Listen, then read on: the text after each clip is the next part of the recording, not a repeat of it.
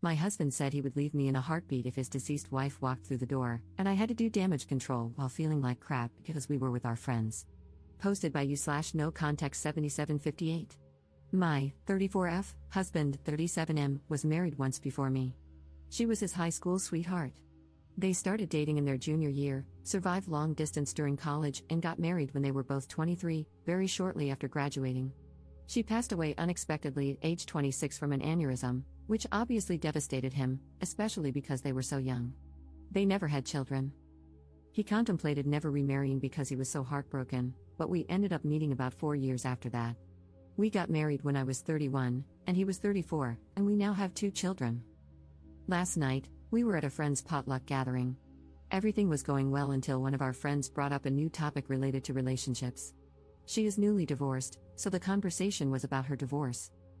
Others chimed in with stories about past relationships from high school, college, etc. I mentioned that I never thought I would get married because my luck with men had always been terrible until I met my husband, and I said I felt very lucky to have met him. After a little while, my husband brought up his deceased wife. Everyone knows he was married before me and that she passed away.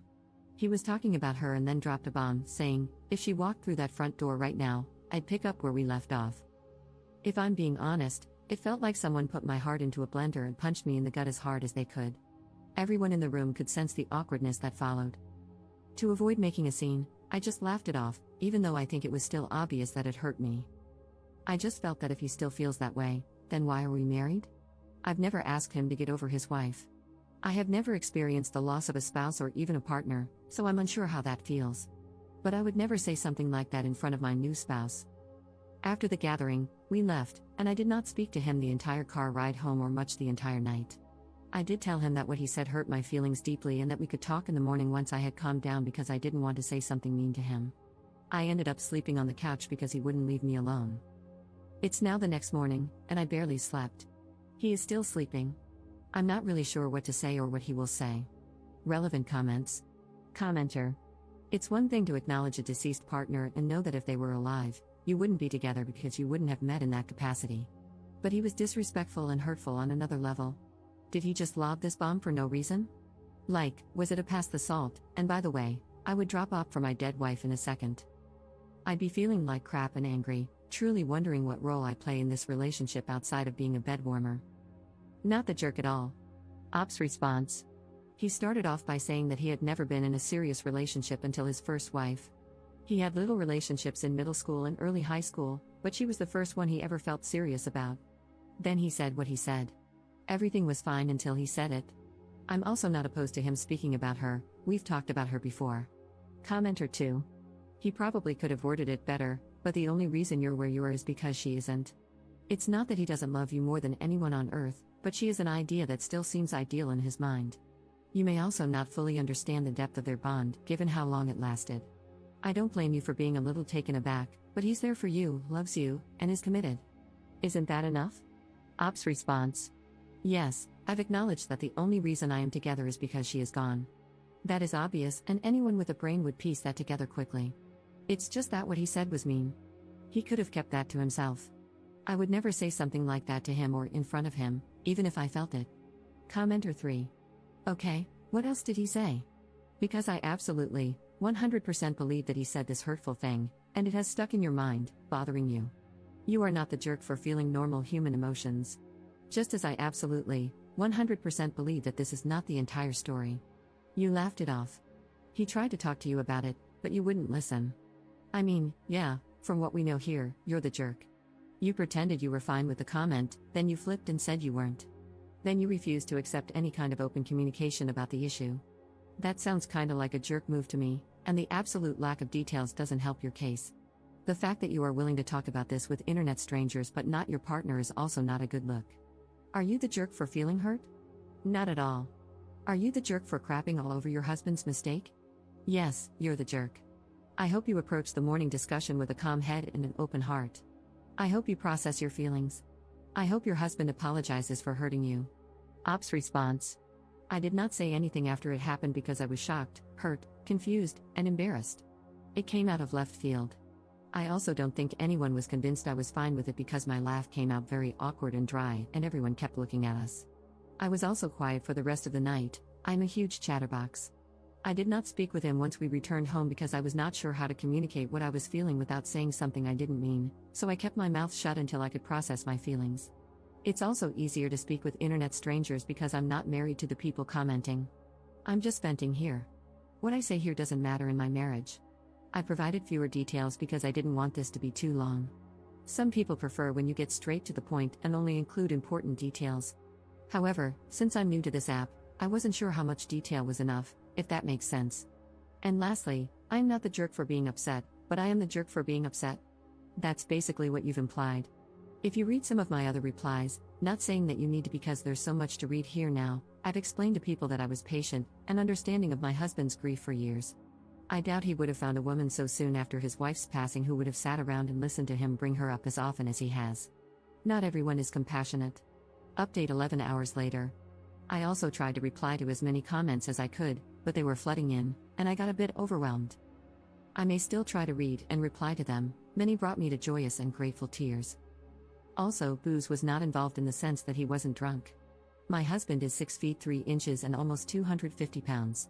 He had eaten quite a bit and had one beer. He was practically sober. Anyway, we talked. I asked him to let me go first and not to interrupt. He doesn't usually interrupt anyway. This isn't verbatim, just a rough sketch of how things went. I also included points some of you made, without mentioning that I posted about this, of course. I just want to say that I do not hate you for what you said. I understand where you were coming from. She died, and it was something neither of you saw coming. I could never ask you to get over her or to forget her because I know how much you loved her. She was your first love. I do understand that if she hadn't passed, we likely would not be together, and you too likely would be. I have always understood this. But to say what you said hurt my feelings and embarrassed me. Even though her coming back from the dead is impossible, if it were, you would leave me and the children? It was probably one of the worst things anyone has ever said to me. It is clear your feelings about her are still raw, and it still hurts. I want you to get counseling, and I want couples counseling very, very soon. He then apologized profusely, teared up, and said how he did not mean to hurt me or embarrass me in front of our friends. He basically said that he thought about it before he went to sleep and realized that he should have kept it to himself. I mean, I can't be angry at him for what he thinks. He loved her, and she died. His feelings are also valid here. He also said that he would never leave me and the children and that what he said was just a poorly thought out and poorly worded statement. He wasn't thinking clearly, and when he said it, he immediately felt that maybe it came out wrong.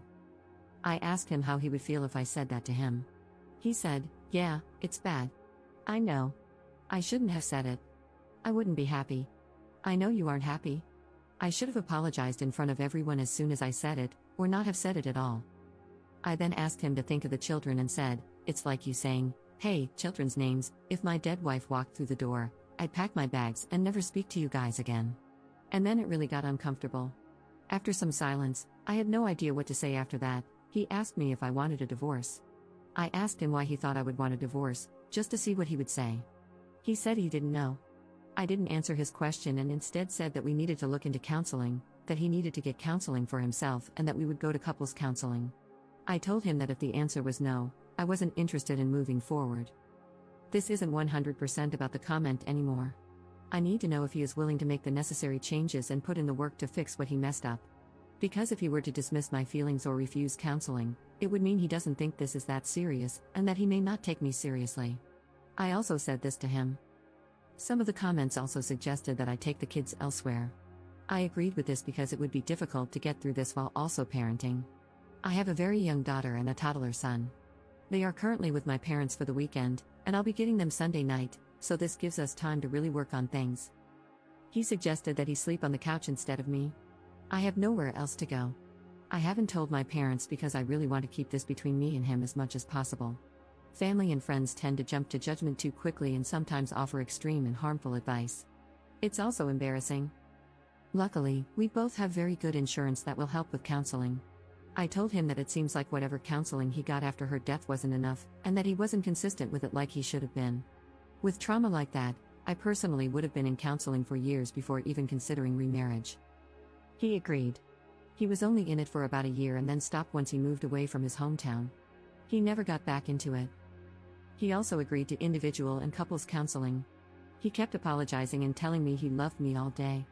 It was also so difficult to be around him because he kept looking at me. I couldn't think. It was like he would try to say something and then just stare without saying anything.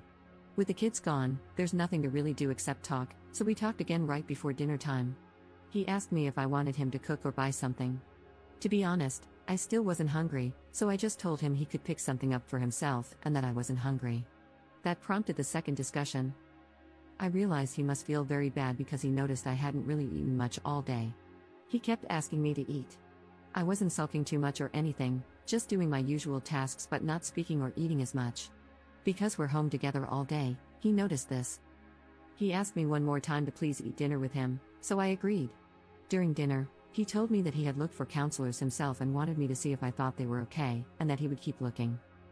Last stretch, sorry. After all of that, I told him that we can't really predict anything until we've met with therapists.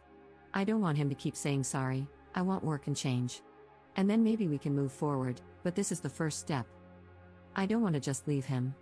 I'm also not saying divorce is off the table. I think he is still hurting from her death, and his judgment is very, very clouded.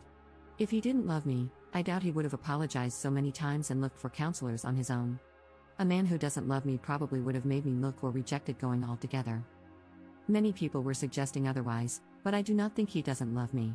I thought about this myself, cried about it, thought of my children, and cried more. I'm not staying for the kids, I'm staying because I want to at least try to fix things. If it cannot be fixed, then at least I tried. We were also very close.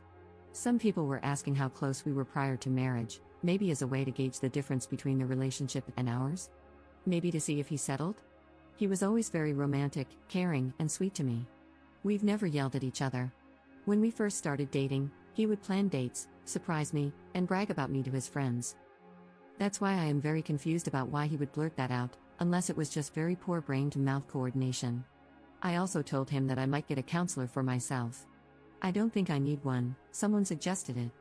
But I think he needs it more than I do. And because insurance companies are getting worse by the year, 3 counseling bills might be pushing it. I don't know. If I do get one, it's because I don't want to potentially resent him or doubt myself. Some people have been trying to make me doubt myself. Some of the comments were very nasty to me. I appreciate Reddit hiding comments with many downvotes, as they may be mean, but I couldn't help but click. Some of you are very mean and very nasty individuals, and I hope you find happiness one day. There could be another update in the future. I'm not opposed to making one. Thank you all for your kind words and support. I've also responded to everyone who texted me, everyone at the potluck who has my number. 3 people, there were 9 people there, not including us. They've all basically said the same thing, they can't believe he said that, they feel bad for me, they asked if everything is okay, and they said what he said was not okay, etc. He showed me some of the texts between him and his friends, and some made me cry with how kind they were towards me, basically telling him that he wasn't necessarily wrong for thinking that, but he was wrong for saying it. I told him I loved him as well, and I have never not loved him, even for a second. I said that I wasn't angry with him and didn't want him to, I guess, suffer for what he said. But I was just hurt and needed him to know that it did hurt me, and for him to respond how he saw fit, and we'd go from there. That's all for now. I could possibly answer more questions here if you have any. I try to answer some of the more frequently asked ones that I saw. Again, sorry for this being so lengthy. Have a nice weekend, everyone, and thank you again. Relevant comments. Commenter. My 2 cents, constantly telling you how sorry he is does not prove that he loves you. It proves that he realizes he messed up big time and is afraid of losing what he has. He might consider your marriage a comfortable space and your family life a convenience. I'm not saying this has to be the case, maybe he really loves you, but what I am saying is this, just being sorry is not proof of love, it's proof that he is afraid of losing something. Counseling is the way to go, good luck. Ops response. This is what I've been thinking, actions speak louder than words. Some people are upset that I want him to put in the work for whatever reason. I doubt many of these people are married, divorce is not like breaking up. It's a huge deal. We have built a life together. Him showing me that he loves me would mean going to therapy to help himself, because that would make him better in our marriage. It's clear he hasn't healed enough to be present for me, and that is unfair, his own recent words. Commenter 2. I guess I'm the only one who thinks she is taking this way too far. He apologized and admitted that it was a half-formed thought that didn't come out right. He didn't seem to make excuses, just explained why he said it. Now she is thinking about divorce and making all kinds of demands when the most he did was make an insensitive comment and start looking for counselors. You people need to stop telling her that she handled this perfectly because she didn't. She is pouting at home when she should have just accepted his apology and moved on. Being jealous of the dead wife is dumb. Op's response: no, you're not the only one. But that's okay. No one in their right mind is jealous of someone buried in the ground. If I were jealous of her, I would have asked him to never speak of her with me. Whenever he spoke of her, I never shut it down. That would have been cruel. I was a safe space for him to speak, and the only demand I made was for him to go to counseling.